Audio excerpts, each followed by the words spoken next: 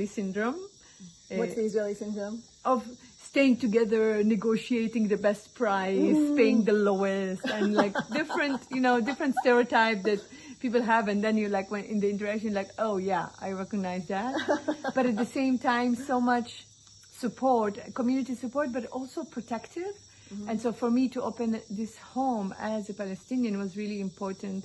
Say, okay, we need to activate peace, and we need to meet each other in this land in a way that we can hear each other's narrative without judgment, with a high dose of compassionate self-forgiveness, and really be present to what is alive for us that is not necessarily alive for the other, but that doesn't deny the experience. And for me, that's really the core of peace activation, is like, I really don't want to deny your experience. And even if when I speak about genocide, I can feel your body contract, it's still, for me, my experience of it is a genocide. And I know your experience of it is not, and that's okay. And I feel like it's not redefining the same situation, it's just honoring that the ethnic cleansing that has been happening is the experience that we as Palestinians have been witnessing, So, it's interesting that you bring that up, because one of the most common feedbacks I've been getting about our podcast so far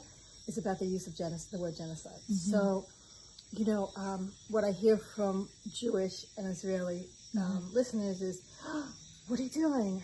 How could you just hear the word genocide and not, push back against that? So I actually did my own video on my Substack trying to explain what you just explained now, which is about holding space for someone else's experience, about the lesson of connect before you correct, and about how important that is, how important it is to really hear somebody else's life experience, and also about how doing that has a transformative effect.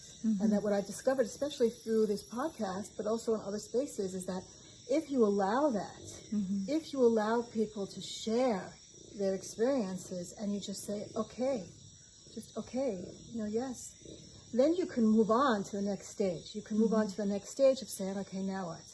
Now what do we do? This is the reality. This is what's happening. This is your reality. This is my reality. We're living in the same world. We're living in the same country. Now what do we do with all of this? As opposed to like getting stuck on this need to correct all the time that blocks the conversation. So what's interesting, so that's what I've been trying to say, and I've been saying that in different forums and stuff. And when I find when you just allow it, then you can move on. But the problem is that the word genocide is so charged for so many Jews, because so many Jews are like, genocide, that was the Holocaust. How could you compare anything to the Holocaust? So I think about that a lot. Right, I think about that because that's the world that I grew up in. I grew up in most Jews have grown up with that very strong Holocaust consciousness, and so a lot of Jews are like, the Holocaust was unique, nothing could be compared to it, and we shouldn't even try. So I have some thoughts about that. So we talked about Rwanda. You've been to Rwanda. I've also been to Rwanda. I was in Rwanda in 2018, and you go to the Genocide Museum there.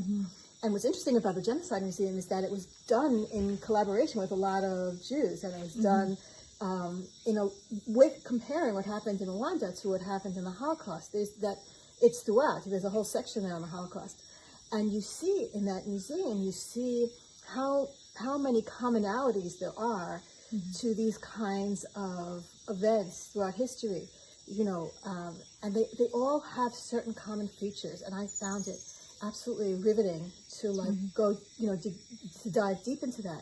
For instance, one of the things that struck me the most was that these massacres don't just happen one day. They're planted with years of dehumanization. Years and years, sometimes decades of, especially in the media. In Rwanda, it was radio. There was a lot of this radio. Hate radio. And a lot of talk about vermin. I mean, the use of vermin in Rwanda, that echoes, Nazi Germany talking about Jews as vermin. At the time, by the way, this was 2018. This was also in the middle of the Trump years in America. And there was a lot of that language. Trump also uses the word vermin to describe certain groups. And, looking at those commonalities was really, hit me. And I started to, I don't know if I started then, but, I think that as a Jew, I think there are two different ways that we can approach genocide in our own history, in Jewish history. And I've seen this with children and grandchildren of Holocaust survivors, second, third generation. One way is to say, look at the Holocaust, look what happened to the Jews. The Jews are hated, the Jews will always be hated, and we just have to understand that anti-Semitism is everywhere. And then you go through the world interpreting world events as reflections of anti-Semitism, this fact of anti-Semitism. That's one way to interpret it. The other way to interpret it is hatred is everywhere. Hatred is universal. Hatred happens in so many places. The ability to dehumanize an entire group is not unique to Germans of 1930. It's everywhere. And that my goal as a student of Holocaust is to say, not that I'm going to do whatever I can to make sure that anti-Semitism doesn't hit me. It's, I'm going to make sure that I do everything I can to make sure Nazism doesn't hit me, that I don't become that.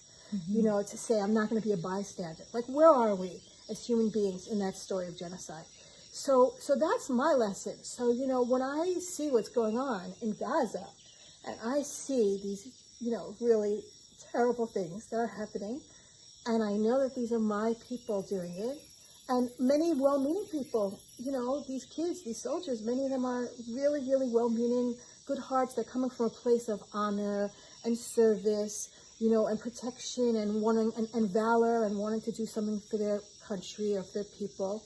In the name of those values, we're doing some really terrible things. And for me, learning those lessons of the Holocaust means not doing that. Not doing that. And so for me, when you use the word genocide and you're saying, my people are suffering,